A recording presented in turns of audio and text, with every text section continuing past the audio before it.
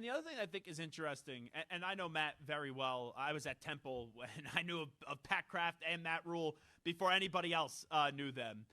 I think I'm not saying he won't take the job, but he's at Nebraska and he saw what happened. And I know Matt has a lot of confidence in himself, and he should.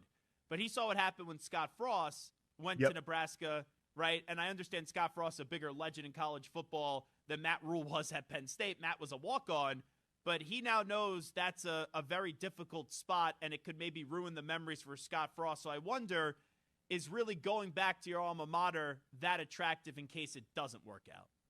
I've always said if I got into coaching, I would never want to be the head coach at Ohio State.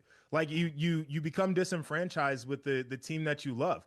Coaches get hired to get fired. There are very rare times where a coach leaves on their own terms. They're usually pushed out the door. They're told, here's the money, you can leave.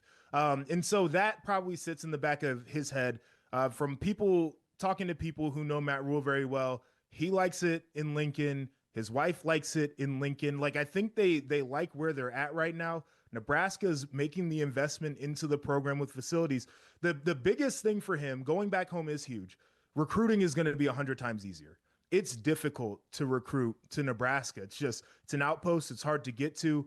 I know Penn State is not like the airport and the runway James Franklin always complained about. Maybe they'll build a bigger airport for the next coach. But like, you can get there a lot easier and you're closer to elite talent. So it's going to be a draw for sure. But there are some obstacles when it comes to this hire. So ultimately, you're saying it's probably not going to be Cignetti or Rhule if you had to take a guess right now? If I had to take a guess, I think that one of them is going to see the combination of the money and the investment and the opportunity to succeed there and would probably do it. I think it's going to be a little too enticing to turn down, but I don't think it's a layup like a lot of people are saying.